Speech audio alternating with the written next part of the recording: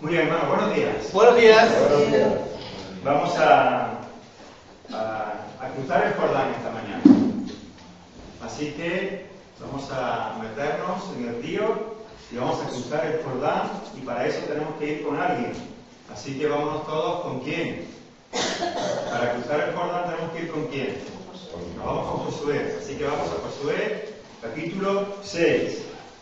Aunque esta mañana estaremos hablando acerca del cruce del Jordán, pero lo que vamos a estar hablando, si el Señor lo permite,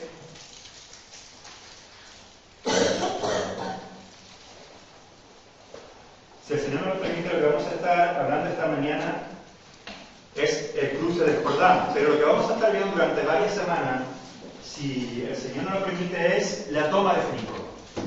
Nuestro principal objeto de estudio, de predicación, es la toma de Jericó, ¿de acuerdo? Pero para que sepamos bien cómo Dios obró en Jericó, tenemos que ir a los antecedentes anteriores a la toma de Jericó e incluso también a los antecedentes posteriores a la toma de Jericó. Porque Jericó va a ser un punto de inflexión en la vida del pueblo de Israel. El pueblo de Israel ha llorado a Moisés, ¿de acuerdo? El Señor ha llamado a su presencia al siervo con el cual hablaba cara a cara. Durante 40 años el pueblo ha estado en el desierto. Moisés ha sido el varón que Dios ha usado para mostrar las maravillas, los milagros y el poder de Dios a la nación más poderosa del mundo conocido, que es Egipto. Conocemos la historia. El pueblo ha ido hasta ver la tierra prometida, pero el pueblo se ha rebelado. Han pasado 40 años de peregrinación en el desierto. Toda la generación de hombres de guerra que salió de Egipto ha muerto en el desierto. La desobediencia a Dios trajo consecuencias terribles para esa generación. Y ahora en el desierto ha nacido una generación nueva, una generación de hombres, de mujeres, pero una generación que tiene que conquistar la tierra que Dios le ha prometido, la tierra buena que fluye leche y miel. Es esta nueva generación la que tiene que cruzar el Jordán como primer paso para meter los pies en la tierra prometida. Pero es una generación que sabe muy poco de guerra. Y lo que va a hacer es conquistar a muchas naciones. Jericó va a ser un punto de inflexión. Como vaya Jericó, como vaya la campaña en Jericó, así, hermanos, el pueblo se va a animar, a desanimar, va a tener fe o no. Jericó es un punto de inflexión. Además, Jericó es una ciudad fortificada de manera tremenda. Tal vez para hacer la primera campaña, la primera batalla de enfrentar a la tierra prometida, ¿por qué no un pueblecito tranquilo?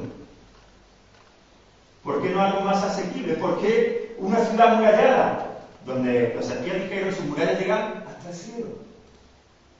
Ese es el punto central de lo que vamos a estar viendo durante varias semanas.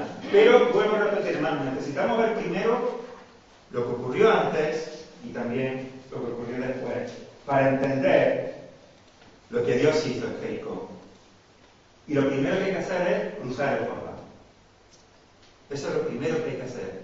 Cruzar el Jordán. El Jordán es, por decirlo de alguna manera, la frontera entre la tierra de la cual vienen los israelitas y la tierra prometida que Dios juró a Abraham, a Isaac y a Jacob.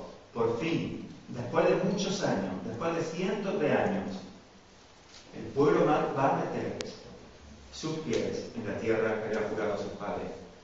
Así que, un momento histórico, un momento importantísimo para la vida del pueblo. Las promesas de Dios dadas a los patriarcas se van a cumplir, pero hay que cruzar el Jordán y ya no está Moisés. Moisés ha sido enterrado y el pueblo lo ha llorado y ha guardado el luto exigido o que la ley decía. Ahora se levanta un nuevo siervo, Josué. Pero para pasar el Jordán antes se tiene que dar una circunstancia, y es lo que vamos a estar mirando en esta mañana. Señor, te damos gracias por tu misericordia y por tu bondad y por tu maravilla, Señor. Abrimos tu palabra, Dios mío, sabiendo que te necesitamos, que dependemos de ti. Por favor, Señor, abra nuestro corazón. Ayúdanos en todo momento. Guíanos, Señor, en el nombre de Jesús de Nazaret. Amén. Amén. Vamos a Josué capítulo 3.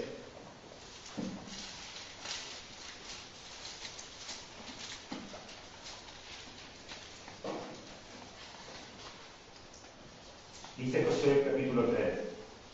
Josué se levantó de mañana, versículo 1, y él y todos los hijos de Israel partieron de Sitín y vinieron hasta el Jordán y reposaron allí antes de pasarlo. Y después de 3 días los oficiales recorrieron el campamento y mandaron al pueblo diciendo: hasta ahí.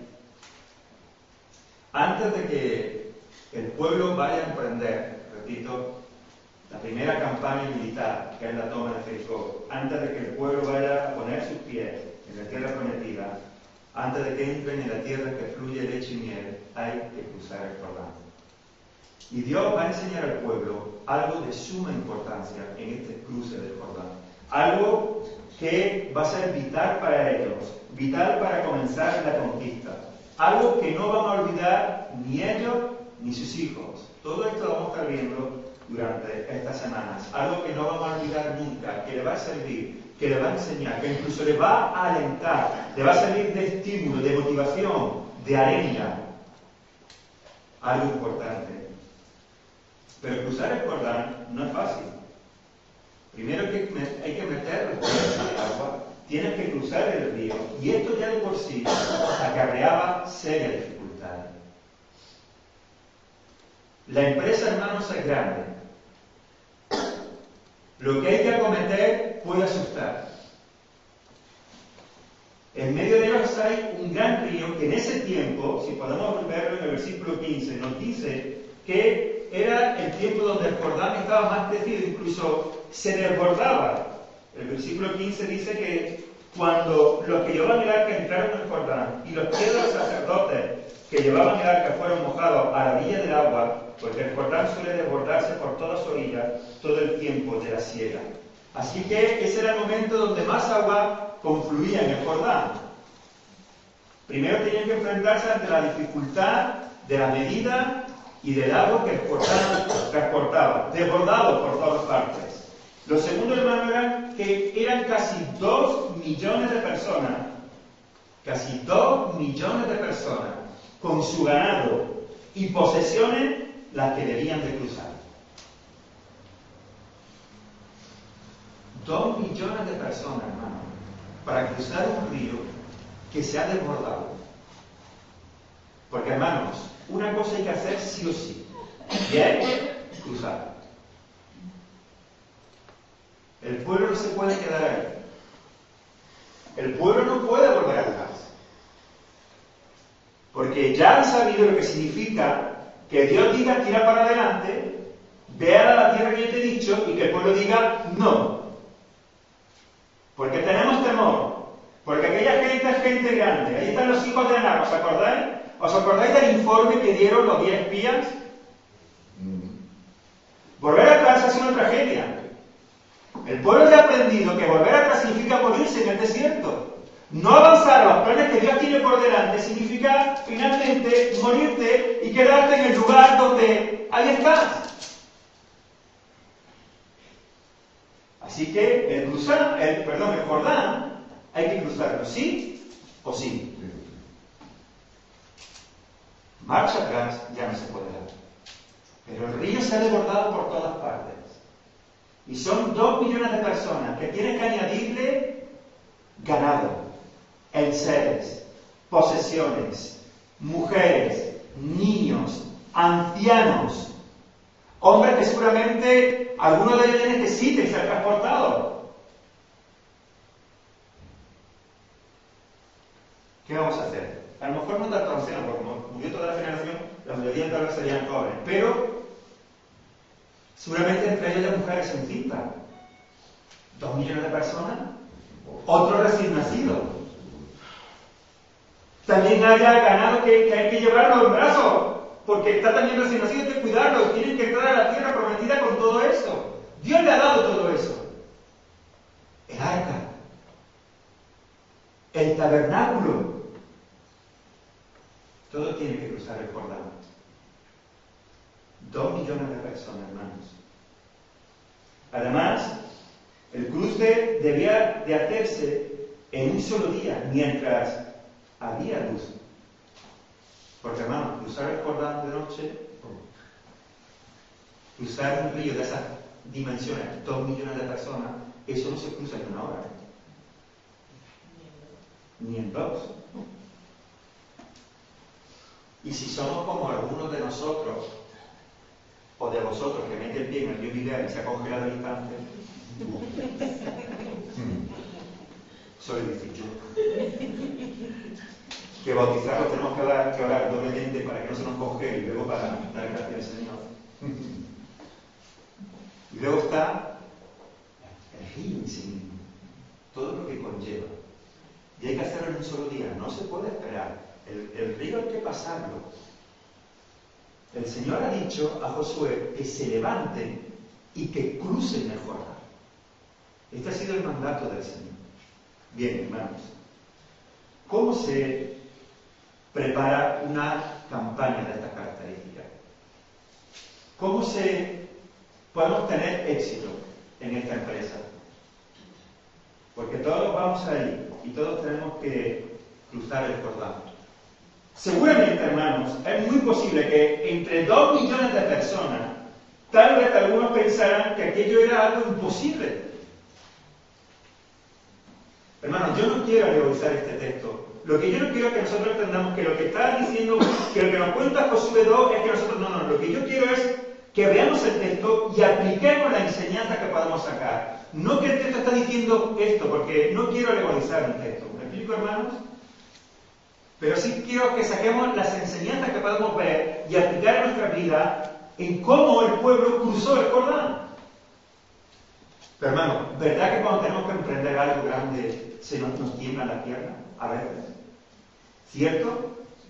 Cuando el Señor nos dice que tenemos por delante algo que emprender, parece que es imposible que... Mirad, hermanos, sin alegorizar, pero... Ayer tuvimos los 7 diáconos y nosotros decíamos, Segorbe es la capital del Alto Palancia, pero alrededor de Segorbe hay una cantidad de pueblos que no conocen al Señor y que, hermano, que estas personas, como no conozcan al Señor, se van a ir al infierno. Y simplemente mencionamos, por ejemplo, Soneja, Castelnovo, Viver, Jérica, Caudiel, Cárrica, sin contar ya lo que todavía hay más. Y esta zona, hermanos, necesita del Evangelio, de la palabra de Dios. Y nosotros podemos pensar, tenemos una tierra enorme por delante. Y nosotros somos los que somos. Y además, hermanos, ahora paréntesis, no os ponéis nunca delante, ponéis siempre atrás. Con lo cual parece que somos menos todavía. Cierro paréntesis y ahí lo avanzamos. Entonces tenemos todo eso por delante. Y podemos pensar, Señor, esta empresa resulta imposible. ¿Cómo vamos a alcanzar nosotros, con lo que somos, a tanta gente que necesita de ti? ¿Cómo van a escuchar los de liberar tu palabra? Los de Jérica, los de Caudiel, los de Castelnovo, los de Cárrica, los de Altura, los de Soneja, los de Navajas. Y ya solamente como el pueblo asusta, vamos a Navaja a predicar. Navaja, se podría llamar el pueblo Flor de Loto o algo así. La empresa parece que nos desborda, ¿verdad? Hermanos, simplemente un ejemplo. Cuando queramos emprender algo grande, no algo grande, una empresa, a veces parece que es imposible. 3 cosas, hermanos, que el pueblo de Israel hizo. La primera, para que el cruce fuera un éxito, implicaba obediencia. Porque vuelvo a repetir, tal vez entre 2 millones de personas, tal vez muchos pensarán, es imposible. Tal vez es mejor esperar a que el río tenga menos agua. ¿Cierto? Tal vez sería mejor o buscar un paso donde hubiese menos agua o esperar, ya que estamos aquí aquí acertados, vamos a esperar que pase esta época del año y llegue el tiempo en que las aguas del río vuelvan a su cauce, no se desborden o el río lleve menos caudal de agua. Pero el problema es que Dios había dicho, levántate y cruza el Jordán.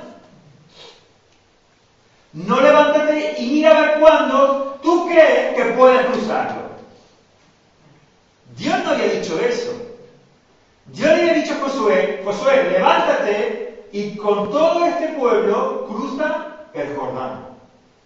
Así que lo primero que implicaba para que hubiese éxito en esta campaña era obediencia.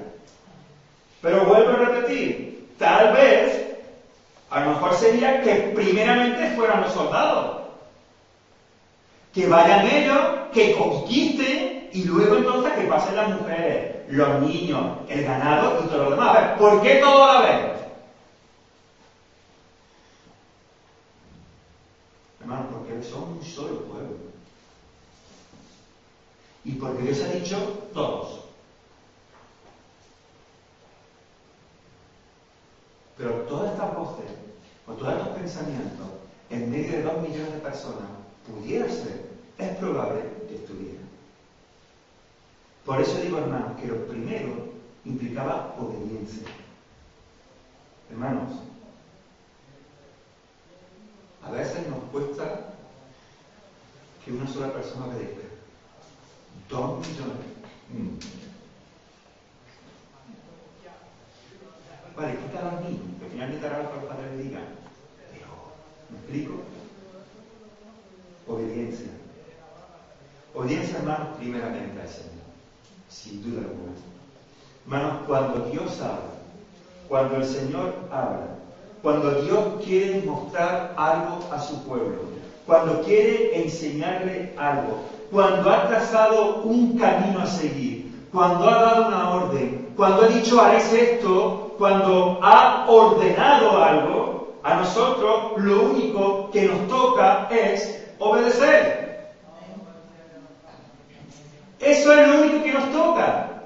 A nosotros, hermanos, no nos toca cuestionar el qué, ni el cómo, ni el cuándo. A nosotros no nos toca tampoco, hermanos, valorar si es mejor o peor, si pues se podría hacer de esta manera o de aquella. A nosotros ni siquiera, la mayoría de las veces, ni siquiera nos toca preguntar por qué.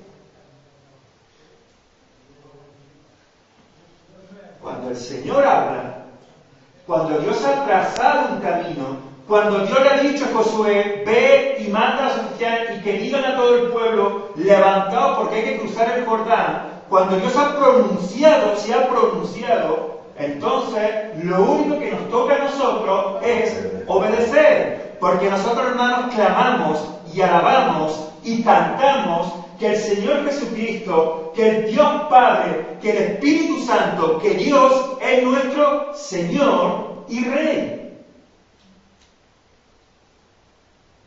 Entonces, si yo clamo, si yo exalto el nombre del Señor, si yo confieso con mi boca que eres el Señor y eres el Rey, hermano, cuando el Señor y cuando el Rey habla, sus hijos, que somos sus siervos, lo que les toca es obedecer. No cuestionar nada de lo que el Señor ha dicho. Aunque nos parezca, recalco esto, nos parezca, hermanos, porque tenemos que entender una cosa.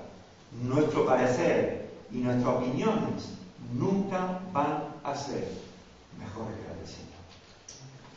Por favor, hermanos, terminamos de una vez con esto que se llama orgullo. Finalmente, lo que hay en el fondo de esas opiniones, en el fondo de esos pareceres, en el fondo de esos yo creo, en el fondo de yo interpreto, es orgullo.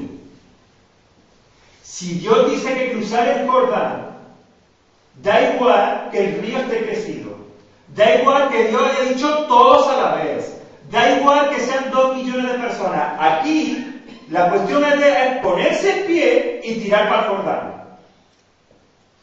Porque Dios ha dicho, hay que cruzarlo.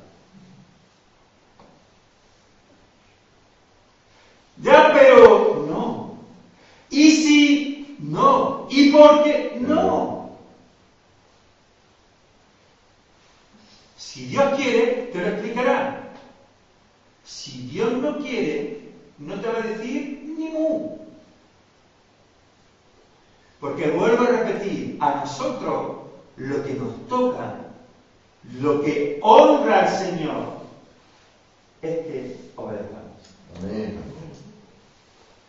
No hay más, hermano. No hay más.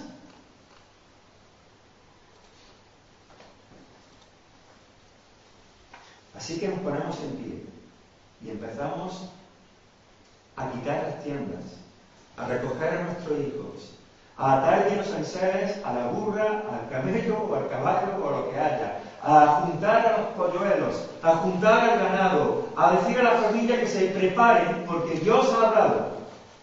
Y cuando Dios habla, hay que prepararse. Dios ha dicho que cruzar, así que no se puede perder el tiempo. Hay que obedecer. Hermanos, lo que más nos va a bendecir, donde vamos a encontrar las respuestas que pueden bombardear nuestra cabeza, nuestra mente, donde más seguro nos vamos a hallar, donde vamos a alcanzar la meta, es en la obediencia. Es ahí donde nosotros vamos a estar seguros. Es ahí donde vamos a ser bendecidos. Es ahí donde vamos a poder llegar al fin al cual Dios nos ha llamado a que empecemos a caminar. En la obediencia donde yo puedo dormir tranquilo. Es ahí donde descansa mi alma. En la obediencia a mi Señor y Salvador. En mi confianza en Él. Porque la obediencia implica confianza. Va unida al amor. En este caso, hermanos, en el nuestro, en el de los hijos de Dios. La obediencia, hermanos, es el lugar donde yo puedo encontrarme seguro. Pero aquí hay también un aspecto que tal vez sea más difícil de cumplir. Porque, hermanos, obedecer al Señor es indiscutible. Pero el pueblo de Israel tenía que aprender también que además de la obediencia al Señor, Israel tenía que obedecer a Josué. Además de la obediencia al Señor, Israel tenía que obedecer a Josué. Si me acompañáis al versículo 9. Desde el 7 mejor. Versículo 7. Entonces Jehová dijo a Josué: desde este día comenzaré a engrandecerte delante de los ojos de todo Israel, para que entiendan que como estuve con Moisés, así estaré contigo. Hermanos, es que suceder a Moisés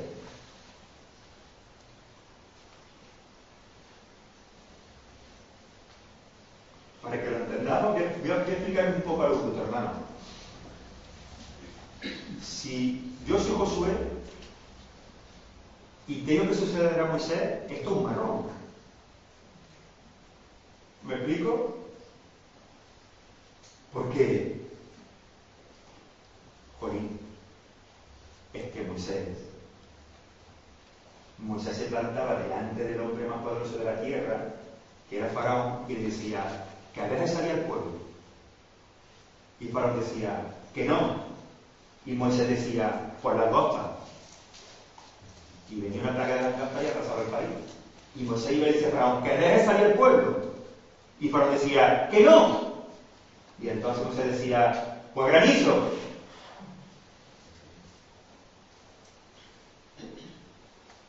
Y cuando Moisés hablaba, aquello, todo el mundo callaba. Y cuando la presencia de Dios caía sobre el tabernáculo, el único que entraba era Moisés. Y cuando Moisés bajó de recoger las tablas, mucho antes, la cara ni siquiera se le podía mirar porque le resplandecía. Y cuando Moisés decía, esto es así, aquí no le chistaban ni los pájaros. Entonces suceder a Moisés, hermano, no era fácil. este hombre, el recuerdo de Moisés estaba allí latente. Lo habían durado durante 40 días. Y ahora Josué tiene que tomar el lugar de Moisés. Y muchos tal vez estarían pensando, ¿y este podrá hacer lo que Moisés hizo? ¿Estará el Señor con él como estuvo con Moisés? ¿Será este el hombre que nos va a meter a la tierra prometida?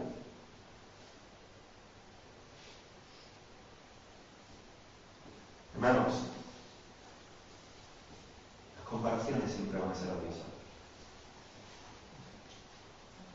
Aquí no se trataba ni de Moisés ni de Josué, aquí se trataba de Dios, de lo que Él quería hacer, con quien Él quería hacerlo, de lo que Él quiere hacer y con quien Él quiere hacerlo. Por lo tanto, hermanos, compararnos con uno con otro no tiene sentido, porque Dios obra y actúa en cada uno de nosotros de la manera que Él quiere y como Él quiere. Levanta a Moisés para que saque a Faraón, para que saque, a Israel de la tierra de Egipto con maravilla y poder portentoso como nunca antes se había visto. Y por otro lado, hermanos, coge a sus siervos, los profetas, y los mete en una cueva durante un tiempo. Dios obra como quiere. A uno le da una vara para que haga maravilla en Egipto, y a otro, hermanos, le dice mucho antes que va a hacer de él una nación grande cuando se esté y su mujer, y que nunca metió el pie en la tierra, pero se lo. No se puede, hermanos, comparar, porque es Dios finalmente quien quiere hacer las cosas como Él quiere hacerlas y con Él y con quien Él quiere hacerlas. Pero sin duda alguna, el pueblo podría pensar esto.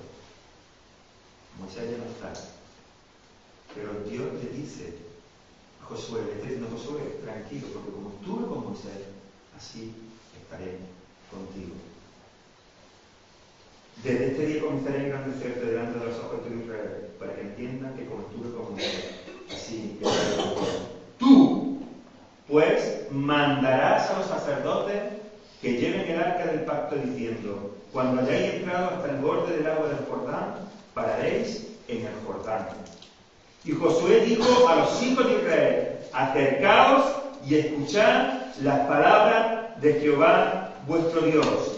Así que el pueblo tenía que obedecer a Dios, pero el pueblo tenía que obedecer también a Josué. Y esto, hermanos, era imprescindible. Evidentemente, naturalmente, claro que aquel plan provenía del Señor. Pero la persona que Dios había escogido para ejecutar sus planes, para llevar a cabo esta campaña, esta empresa, había sido Josué. Así que el pueblo tenía que tener muy claro qué voz escuchar, el pueblo tenía que tener muy claro qué voz seguir, y el pueblo tenía que tener muy claro qué voz obedecer. Porque Dios le ha dicho, Josué, tú le dirás a los sacerdotes, y tú le dirás al pueblo por aquí, por allí y de esta manera. Hermanos, si se hubieran levantado montones de voces, muchas opiniones, muchos criterios de cómo cruzar el Jordán, aquello hubiera sido una confusión tremenda. Tremenda. Y hubiera acabado en un desastre. Y cada uno hubiese terminado haciendo lo que le pareciera mejor. Y lo que Dios quería enseñar también es que el pueblo tiene que caminar como uno solo, hacia lo que Dios había dicho que tenían que ir. Pero no 1000 por aquí, 50.000 por allí, 200.000 esperando a que las aguas bajaran, otros buscando una orilla o un lugar más propicio para pasar, otros dejando solamente a su mujer y su hijo y solamente a los varones. Dios había dicho, todo el pueblo a cruzar el Jordán, este es el que vas a dirigir, a este tenéis que escuchar. Y no hay más voces, sino que yo he sido un desastre. Una de las cosas de la tragedia de Israel, hermano, acordaros, es el tiempo de los fuertes. No se nos dice que cada uno hacía lo que bien le parece. Y eso fue un desastre. Eso fue un desastre. Hermanos, necesitamos ser guiados. Necesitamos ser liderados. Necesitamos, hermanos, una voz que nos guíe. Pero mira, qué interesante. Nota también que Josué indica a los sacerdotes cómo deben de hacer las cosas. Josué le dice a los sacerdotes que cojan el arca y que cuando hayan entrado al borde, que se paren, quietos, y que ellos cojan el arca y que lo hagan de esta manera. Tal vez los sacerdotes pueden haber dicho, pero bueno, este ya se está metiendo tal vez en algo que no le incumbe. Porque yo entiendo que el Señor te haya escogido a ti para que nos guíe y nos meta en la tierra prometida y te encargue de la conquista. Pero las cosas santas, el arca y eso, perdona Josué, pero eso es cosa santa. Así que esta es tu parcela y esta es la mía. Tú me coges la espada, dinos cómo cruzar el Jordán, pelea, conquista, pero ¿cómo llevar el arca? Si pararnos o no, estas cosas, acuérdate que el Señor dijo que solo los sacerdotes, solo los levitas, y de ellos los sacerdotes. Ya, pero es que aquí hay uno que el Señor le ha dicho, tú eres el que tienes que guiar y eres tú. Entonces, en ese sentido, todos tenían que aprender obediencia. Sacerdotes, levitas, rubenitas, gaditas, los de Isaacar, los de Judá, los de Simeón, los de Neftalí, todas las tribus, independientemente de la responsabilidad que tuvieran cada uno, independientemente de eso, tenían que obedecer a ese hombre. Te aseguro que lo que no iba a hacer Josué nunca era sacrificar, porque Josué sabía que eso solamente correspondía a los sacerdotes. Pero dirigir, eso le correspondía a él. Así que todos tuvieron que aprender a obedecer a este hombre y a guiar, y a dejarse guiar por este hombre, por Josué, independientemente del cometido que Dios le había dado a cada uno. Allí había un hombre que tenía que guiar a un pueblo. No podía haber duda alguna, hermanos, de quién era el hombre que Dios había designado para ello, a quién había que obedecer.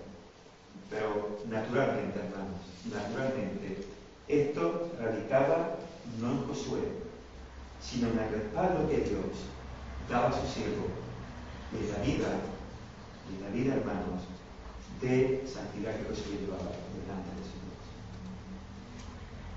La vida de consagración que Josué llevaba delante de su Dios.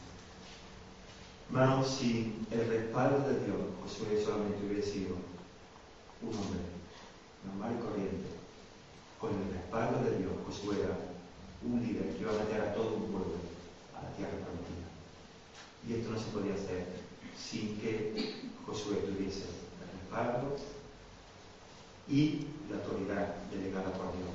Por eso el Señor dijo a Josué, en este día te engrandeceré, para que el pueblo vea que como estuve con Moisés, estuve contigo. ¿Para qué, hermano? Para que el pueblo pudiera decir, cada vez que Josué dijera por aquí o por allí, el pueblo pudiera decir, amén. Porque sabemos que Dios está contigo. Amén.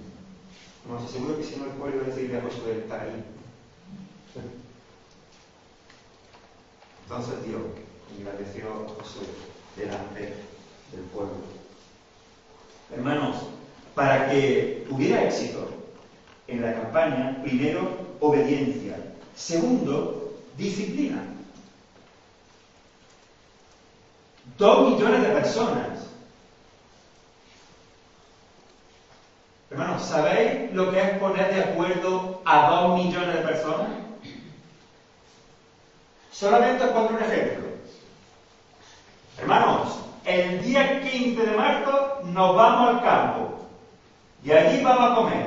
Bien, yo quiero paella, yo quiero barbacoa, yo prefiero llevarme los bocadillos. El 15 de marzo no estoy mucho frío. Nos dejarán hacer fuego. ¿Por qué no vamos mejor a Viver? No, que está muy lejos. No, mejor a no sé dónde. No, mejor solamente para ir al campo.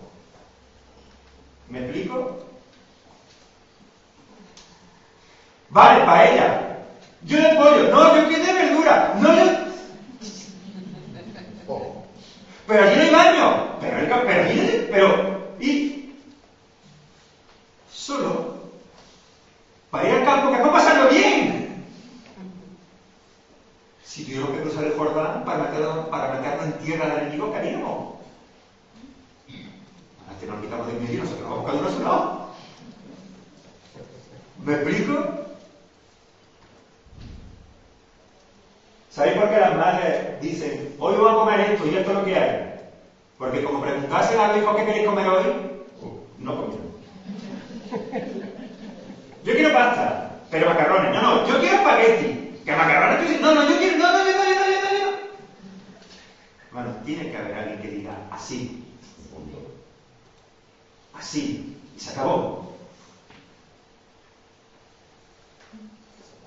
Ahora intenta poner de acuerdo a 2 millones de personas. 12 tribus diferentes.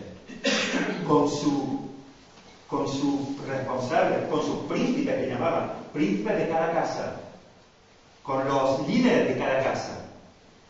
No solo estaba la tribu, sino que la tribu se dividía en familias.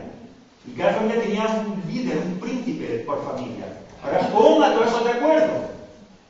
Y dile a estas personas que están acostumbradas a ejercer autoridad que tienen que someterse a una autoridad. Porque hay que cruzar el Jordán. Dios lo ha dicho. Así que se necesita disciplina. El versículo 4 dice: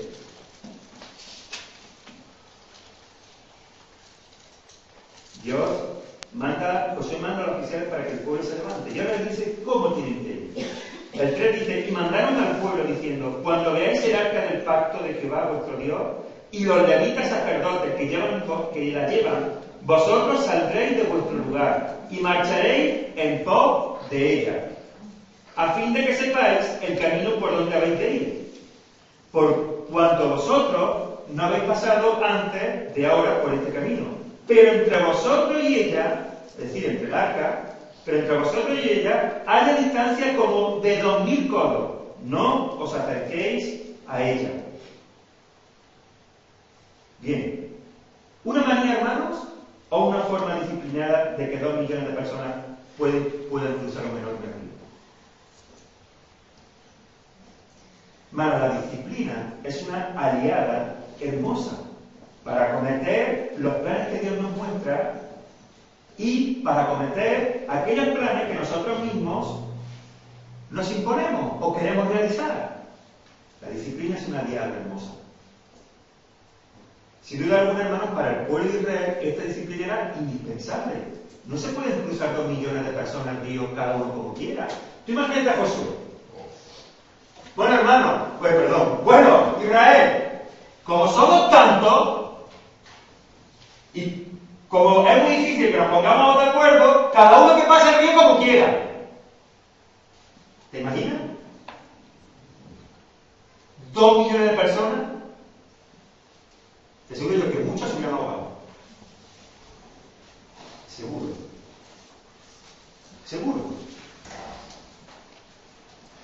Muchos podrían pensar, bueno, ¿y por qué detrás del arca? ¿Y por qué una distancia de 2000 codos? ¿No sería mejor pasar nosotros los primeros? Que luego cuando entre todo lo demás esto se va a remover, va a haber allí, va a haber lobo, tiene ahí, eso va a ser un jaleo, eso va a ser un follón.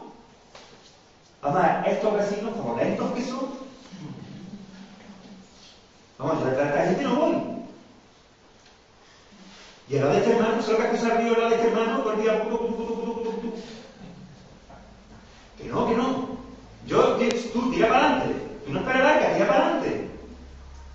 Además, 2000 codos. El arca, 2000 codos son 914 metros, hermano. 914 metros. Es decir, tú estás allí parado y cuando has pasado 914 metros, entonces tú empiezas a andar. Como tú estás nervioso como yo estás así. ¿Pero qué? ¿Y los levitas un poquito más, no? Los levitas, vamos a hacer un poquito más de prisa, vamos a llegar a esos pies. 914 metros. Ahora, hermano, para el pueblo de Israel esto es indispensable. Primero, porque la distancia, que era de 914 metros, enseñaba al pueblo dos cosas. Una, que el arca, que era el símbolo de la presencia del Señor, iba lo primero. Y así el pueblo entendía, veía que Dios iba delante, abriendo camino, delante, guardando a su pueblo, cuidándolo. Lo segundo, hermanos, es que esta distancia de 914 metros era una distancia considerable para que todo el pueblo de Israel, independientemente de si estuvieran más cerca del arca o fuesen de los más rezagados, pudieran ver a la distancia el arca. ¿Me explico? Porque si imaginaros que el arca va aquí y yo guardo solamente 10 metros, 20 metros, los primeros, pero los que van detrás allá no ven el arca. Y la misma Escritura nos dice uno de los motivos, para que sepáis por el camino que habéis de andar, porque una cola de 2 millones de personas son bastantes. ¿Me explico? Para que nadie se pierda, para que nadie se quede en el camino, para que todos a una vayamos por el mismo camino y todos crucemos el Jordán. Así que, hermanos, la disciplina era necesaria, la forma era necesaria. El símbolo de la presencia del Señor delante era necesario. Así el pueblo reconocía que quien estaba al frente de toda aquella campaña, quien estaba al cuidado de todo, era el Señor Dios Todopoderoso. Y que Él iba con ellos. El pueblo mantenía una distancia de 914 metros. Da igual si estaba al principio o al final. Tú podías ver el arca y estar confiado, porque los levitas iban marcando el camino. No te ibas a perder. Iba del norte. Todo estaba bien planeado. Hermanos, obedecer no solamente implica hacer aquello que Dios nos dice, sino hacerlo de la manera que Dios nos lo dice. Obedecer no es solamente hacer aquello que Dios nos dice, sino hacerlo de la forma, de la manera que Dios nos dice que tenemos que hacerlo. 914 metros, pues 914 metros. Y yo me espero hasta que pase el arca. Y mientras no pase el arca, allí no se mueve ni un alma. El arca tiene que recorrer todo el campamento, 2 millones de personas. Y tú allí esperando, ya listos, preparados. Todo ha sido recogido, los niños pegaditos, el ganado cerca. Y allí, pero hasta que no pase el arca, allí no se mueve un alma. ¿Por qué? Porque Dios ha dicho. Y Josué, que es el hombre que Dios ha llamado, ha dicho así y así. Disciplina, hermanos. Importantísimo. La forma, la manera, importantísimo. Cuando se emprenden grandes campañas, cuando hay que conquistar una tierra entera, hermanos, se necesita orden, disciplina, estrategia, forma adecuada. Y Dios siempre va a ser un Dios. Siempre. Así que ordena a su pueblo y le dice a Josué cómo tiene que hacerlo. Hermanos, tenemos que seguir fielmente al Señor y obedecerlo en el cómo, en el cuándo y en el dónde. No solamente obedecer, sino en el cómo, en el cuándo y en el dónde. Señor, sí, pero ¿cómo lo quieres tú? ¿Cuándo lo quieres tú? ¿Y cómo lo quieres tú? Para que todo el Señor sea honrado. Hermanos, tenemos que tener bien abiertos nuestros sentidos. ¿Os acordáis Naamán el sirio? Vamos a Segundo de Reyes. Si me acompañáis a Segundo de Reyes. Segundo de Reyes. Vuelvo a repetir. Segundo de Reyes. Y esto después de Primero de Reyes.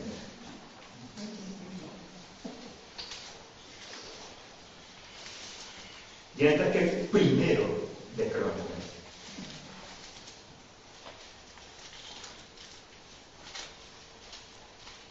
Siempre podéis decir, el pastor está posicionado con una cosa. No me explica. Con otra no sé, pero con una seguro. Muy bien, hermano. Segundo de Reyes, capítulo 5, versículos 10 y 11.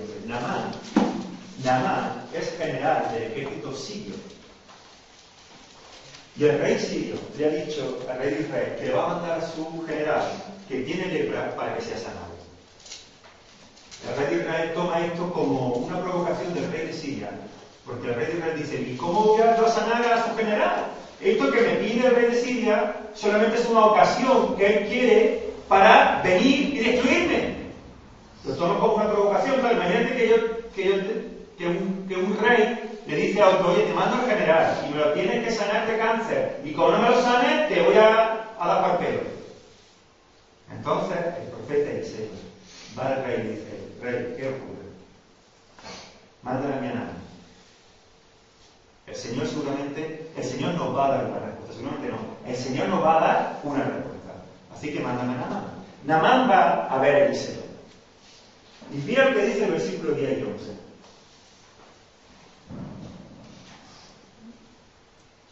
Entonces Eliseo le envió un mensajero diciendo, ve y lávate 7 veces en el Jordán, y tu carne se te restaurará y serás limpio. Yo tengo lepra, mi rey me manda de Siria hasta aquí, hasta encontrarme con Eliseo, que voy a pasar cuando estuviera Eliseo, y es que ni siquiera el profeta viene a verme. Me manda un mensajero. Es como ir a ver al médico de cabecera, es como si me tienen que operar del riñón, voy y el cirujano manda la carta con un celador. Y me dice, mira, te abre el riñón y te quita eso y luego te lo cierra otra vez. Pero nada más, yo soy un general. Pero es que este hombre no sabe ni a ver, me manda un mensajero y su receta para que yo me sane es que me meta 7 ríos en el Jordán, 7 veces en el río. 7 veces en el río de nivel para que te quede helado. Yo no sé si te va a sacar, pero desde luego la lepra se te va a quedar heladita. 7 veces. ¿Y por qué no una? ¿Y por qué no 6? ¿O 3 o 5? ¿Qué tiene que ser 7? ¿Qué pasa? ¿Cada 7 a la sexta? ¿Y a la séptima entonces cuándo? ¿Por qué? Pues porque Dios le ha dicho a Eliseo que es así. Y punto, ¿veis? Se acabó. Obediencia. Y una manera. Es esta. Ni 3 veces, ni 4. Ni 5, ni 6. 7.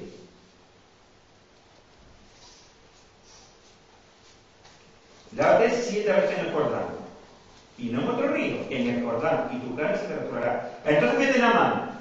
Naamán se fue enojado, claro.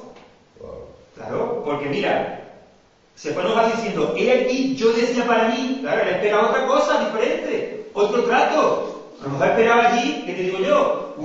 Bueno, pues Eliseo y un montón de gente, un altar, animales para sacrificar, la gente allí clamando, orando a Dios, que caiga fuego, que consuma el holocausto, que ponga la mano sobre Eliseo, que diga las palabras mágicas, que lo unja allí con todo el litro de aceite y que entonces en el nombre del Señor sane.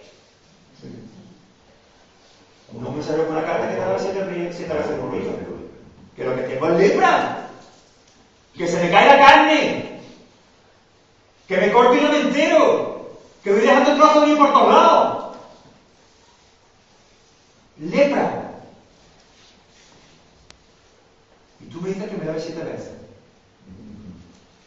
Y ya que eres un general de Siria, se enoja, se enfada, se pilla un cabrero que no vea. Porque dice, he aquí yo decía para mí, saldrá él luego y estando en pie invocará el nombre de Jehová su Dios y alzará su mano y tocará el lugar y sanará la lepra. ¿Veis lo que le esperaba? Algo diferente. Algo que a los ojos del hombre fuese más importante. como más contundente, como más, no sé, algo más impactante. Pero de luego lo que no esperaba nada más el general sirio es que ni siquiera Eliseo fuera a su encuentro, sino que le mandase a su mensajero con una carta y le dijese: ve y te lava 7 veces en el Jordán. Menos mal que sus siervos le dijeron: Habana y Farfar, ríos de Damasco, no son mejores que toda el agua de Israel.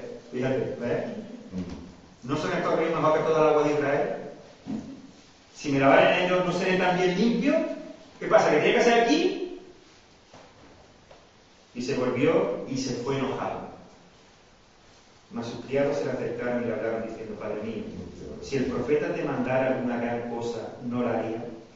¿Cuánto más? Diciéndote: lávate y serás limpio. Hermanos, si Dios dice 2 millones y todos juntos tenéis que cruzar el Jordán, aun cuando la agua esté rebosando, y tenéis que hacerlo de esta manera, primero el arca, y 914 metros después vosotros, y no paréis de vista el arca, si Dios ha dicho esto, ¿no habrá que hacerlo así? Da igual. Da igual que sea un mensajero nada más. Da igual que tendrás que lavar 7 veces en el río. Da igual que sea en el Jordán y no los de Damasco que están cerquita de tu casa. Da igual. Lo que importa es que Dios ha dicho: esta es la manera. Y punto. Da igual. Si el que sana no es Eliseo, si el que sana no es el río, si el que te va a hacer cruzar el Jordán no es Josué, si el que te va a meter en la tierra prometida a Israel no son tus fuerzas, si es el Señor Dios Todopoderoso. Así que si Él dice que haga. ¿Me explico, hermano? Pero si Él lo dice, no si sale un loco por ahí y dice: hermano, ahora nos vamos a ir cantando por las calles con bocina porque... No. Si Dios lo dice, no si viene un loco o cualquier otro lo dice. ¿Me explico, hermano? Si Dios lo dice. Así que, disciplina.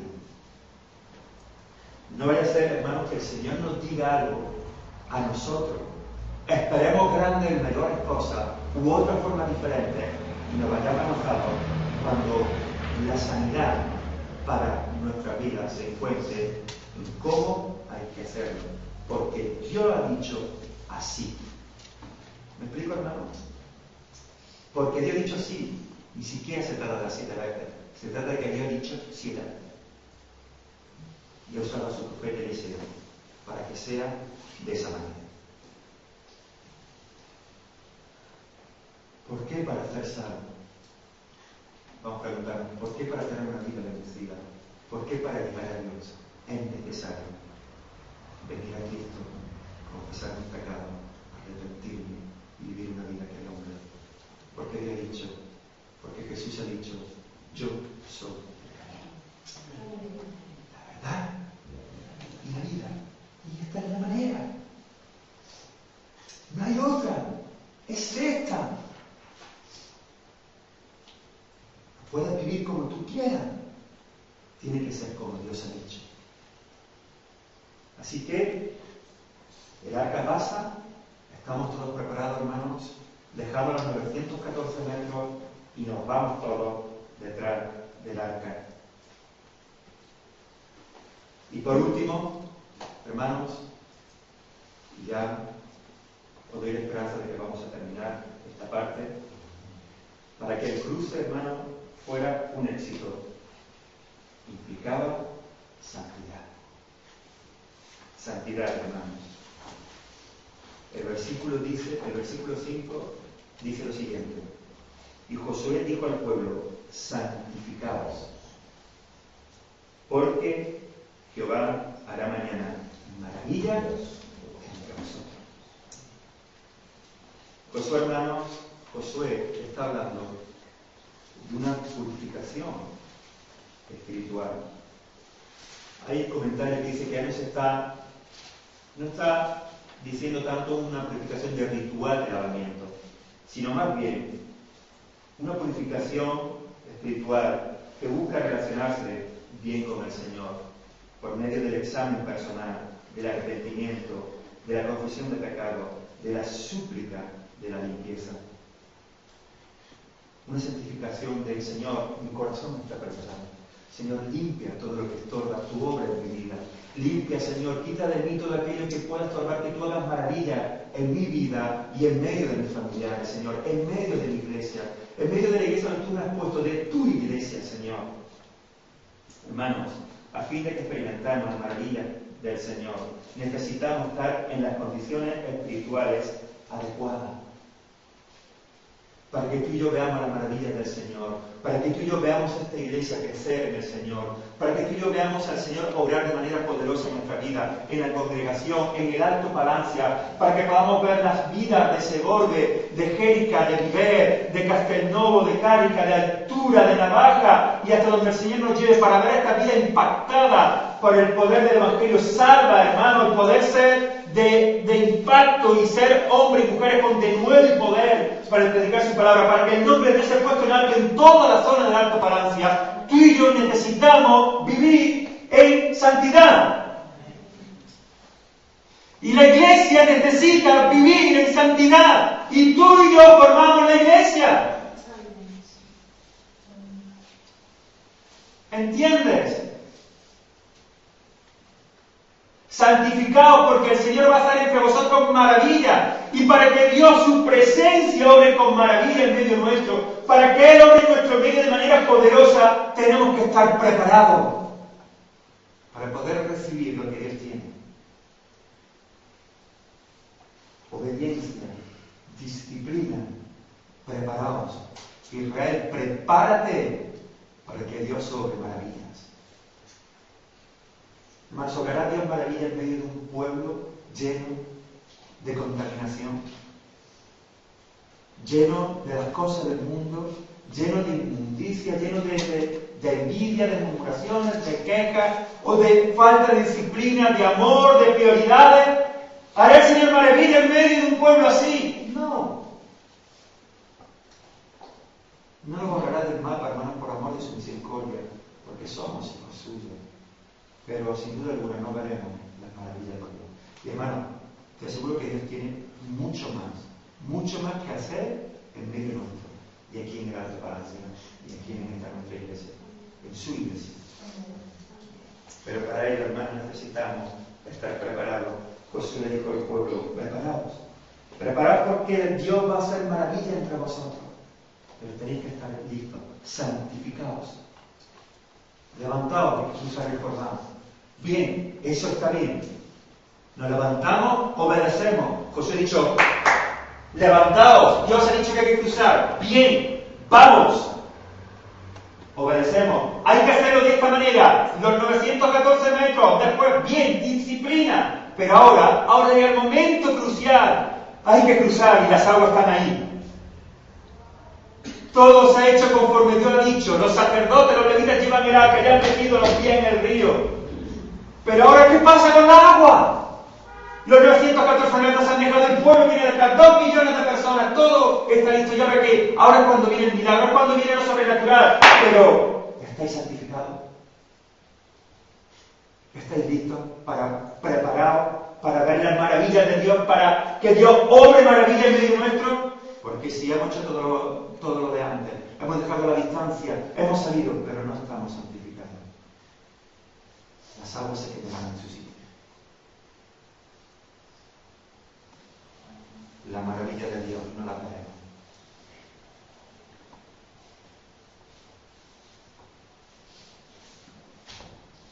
Sería imposible estar recordando.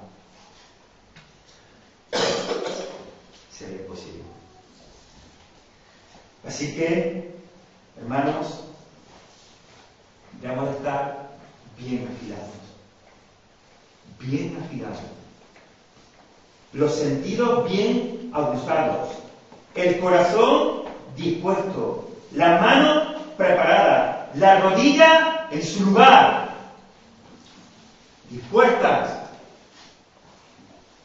Por eso, hermanos, no podemos contaminarnos. Tenemos que ser astutos como serpientes, sencillos como palabras. Sí importa, hermano, lo que vemos, sí importa lo que hablamos, sí importa, hermano, porque nosotros tenemos que estar afilado, listo, preparado para que Dios pueda mostrar su maravilla. Santificados, porque el Señor hará grandes maravillas hoy entre vosotros. ¿Entre quién? Entre su pueblo. ¿Quién va a contemplar las maravillas de Dios? ¿Quién va a experimentar el poder de Dios? ¿Quién va a gustarse viendo la gloria del Señor? ¿Quién podrá decir en gran testimonio, Dios hizo maravilla entre nosotros?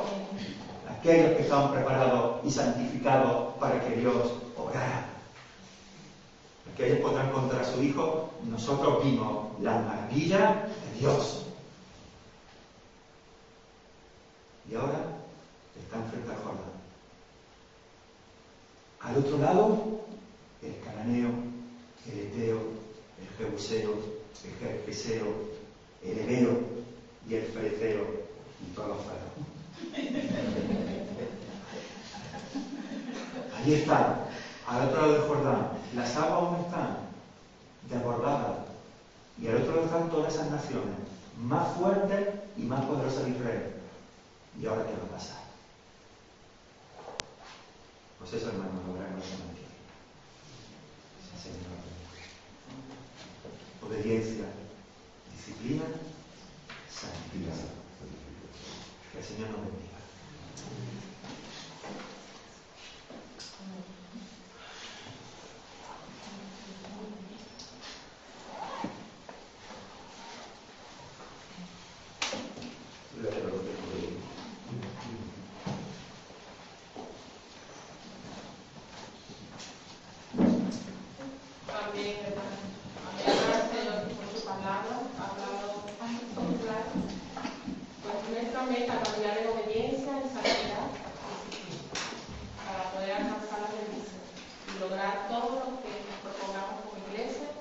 Siempre detrás de lo que